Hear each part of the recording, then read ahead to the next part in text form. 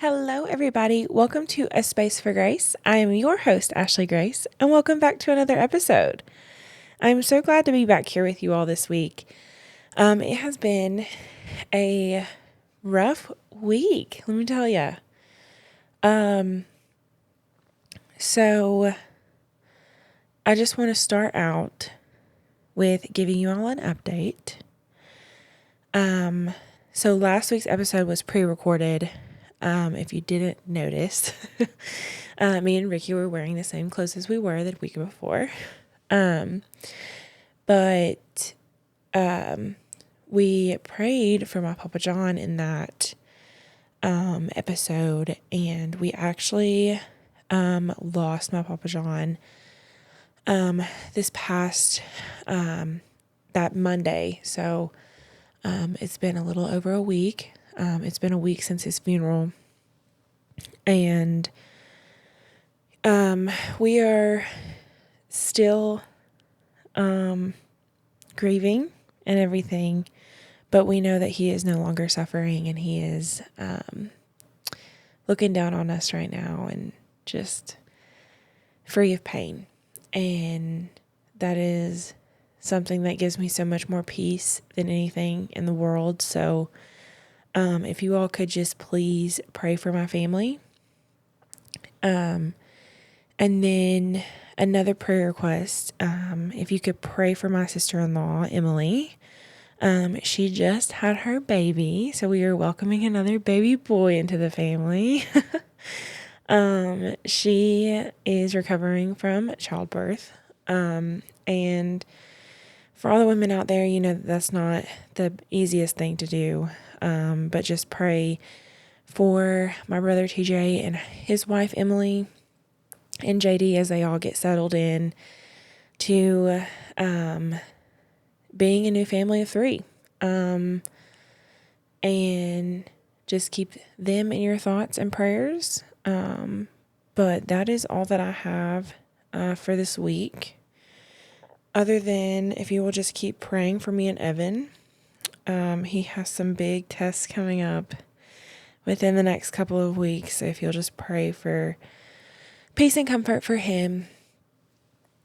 And then just our newlywed life.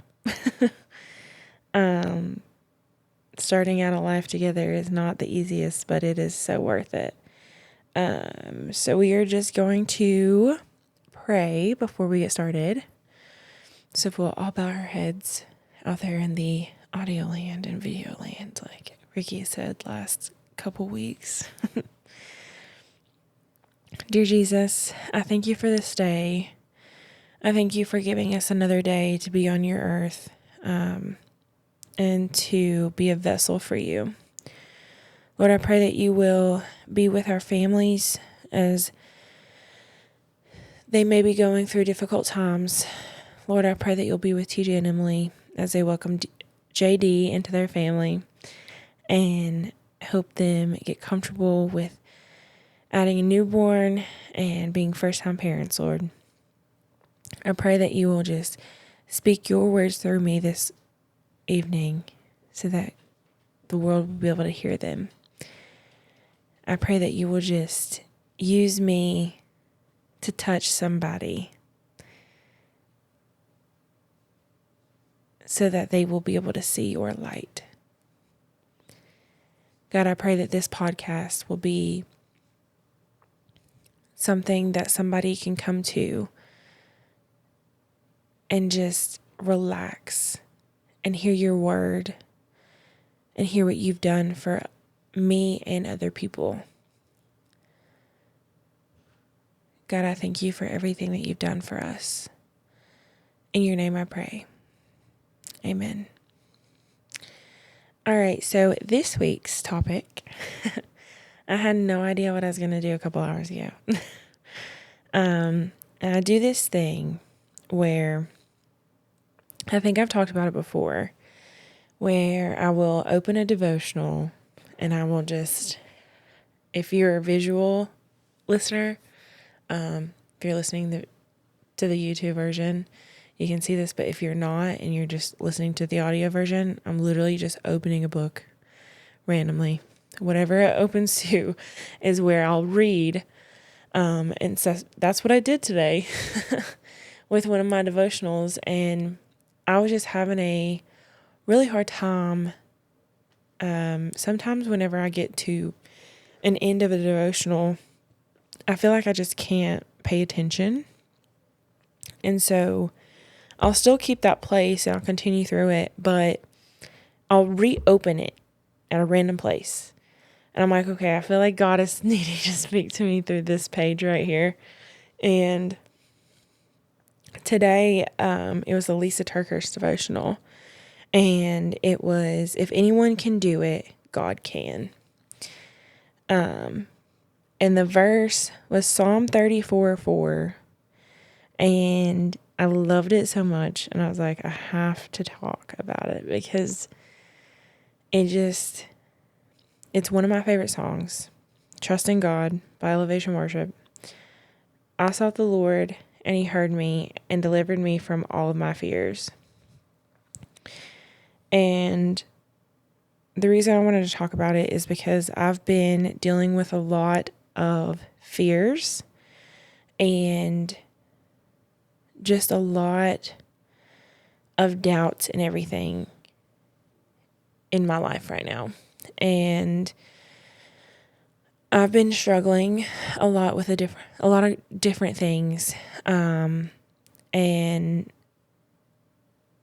I feel like this is something that was put in my lap today. And right before I started recording, my husband, he sat here and he was like saying all these things. And I was like,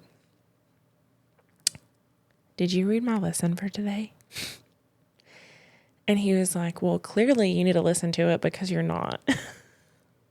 He was like, you need to listen to the words that you're about to speak.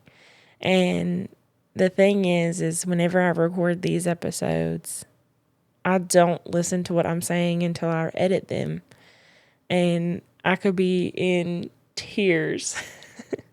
I remember really early on where I was like, I don't know if I could do this. Like, I would black out during recording. And then when I put all the footage and everything into my computer, I would listen to it back, and oh my gosh, I needed to hear those words. And I was like, this came out of me. But that's the thing is God takes control and he just speaks through you when he needs to. And that's what I love about serving an awesome God. So let's just get started. Psalm 34:4, I sought the Lord and he heard me and delivered me from all my fears. There are moments when our faith wrestles with fear. And I don't know if you have ever felt this way, but I sure have. But I have felt like I have had one foot forward, ready to put all of my trust in God and have all of my trust in this perfect plan that he has and his perfect timing, all while having the other foot still inside, waiting to see if my plan actually works and is what is going to happen. And that's pretty much just holding all of your fears hostage, like holding, well, what if God's plan isn't what I want? And that's really not how that works. So, recently, I've heard this so many times throughout my life, but recently I've heard it so many times.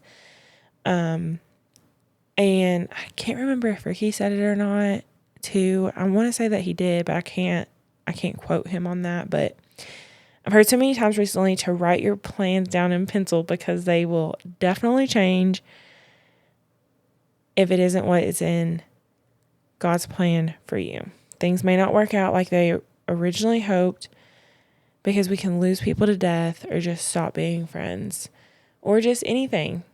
Something could just happen. You could lose a job. You could find another job. It could literally be anything. And that's a different path that God will take you down. One thing that comes with that is grief. I know for me, I have struggled with seeing other people go through the things I want to go through before I get through them. And that probably sounds like really backwards, but for example, I was in a really serious relationship for 4.5 years, and we broke up.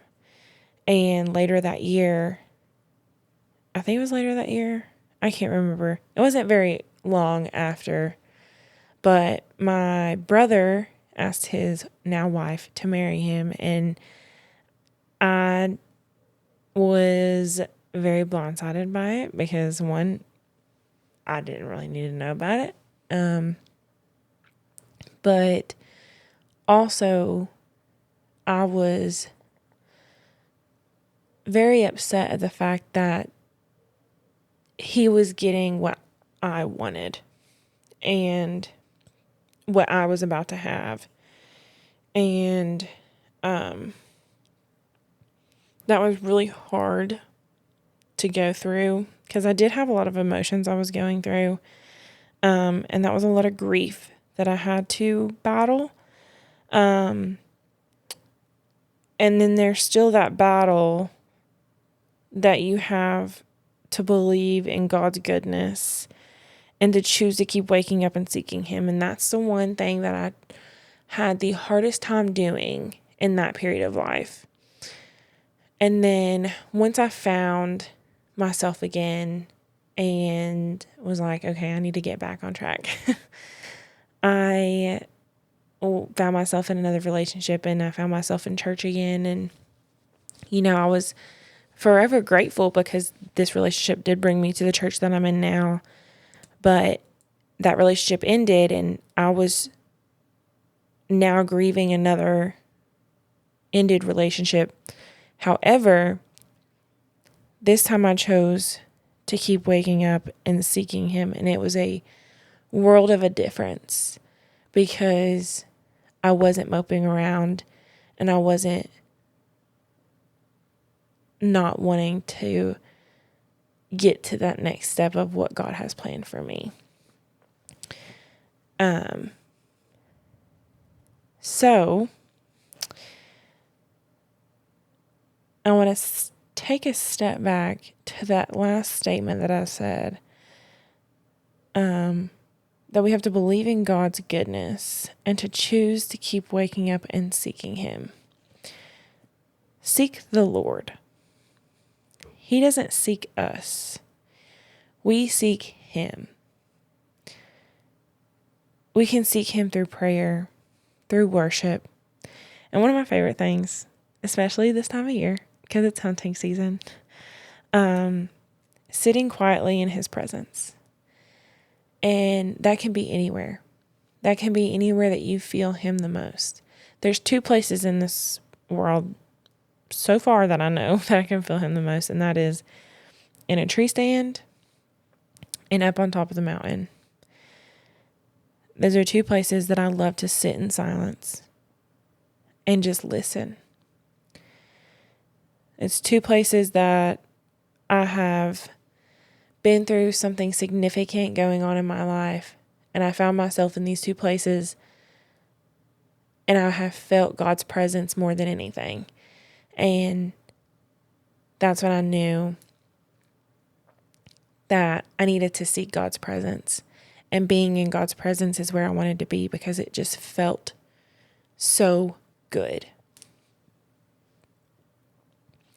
The thing about seeking God is He hears us. He hears our cries, and He hears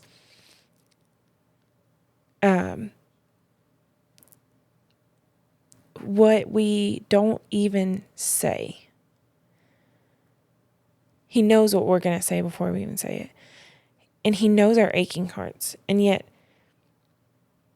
He will silence all of our fears. Our stresses will be silenced in the presence of His promise, and that is how we do our part in participating in God's healing process. All we have to do is we have to show up, and He will do all the work. Because that's what God does. Now, we don't just show up once. We need to continue to show up. Continue to put in the effort of seeking God. And one thing that I've learned a lot is that no fear is too big for Him to handle. No stress is too big for Him to handle. No heartbreak is too big for Him to heal. There's nothing too big for our God. He is there. He's going to comfort us. You just have to seek Him. And He's going to be waiting there with arms wide open, waiting for His child. He sees all of us. He hears our cries, and He is ready for us to seek Him. So all we have to do is be ready with an open heart to be peeled back layer by layer, to be filled with hope and peace.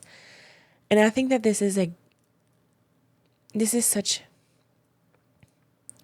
a good visual of what God does, is He peels back all of these layers of fears. Like, oh, that's a fear, let's get rid of that one. And it's like, oh, there's another fear, let's get rid of that one. And He fills you with so much peace and comfort. And He takes away all those fears. He silences them. And He gives you a greater promise. He gives you a greater plan. And in the end, you will look back and be like, wow, that is how I got to where I am today. I never knew why I went through what I went through. And to this day, I still question why. I don't ever understand why I have to go through the situations I go through, or lose the people that I lose, or have to deal with what I have to deal with. It seems like monthly. But it's because God is either pausing my life so that what's happening in front of me gets calmed down by the time I get there, or He is pushing me forward so that what's going on around me doesn't affect me.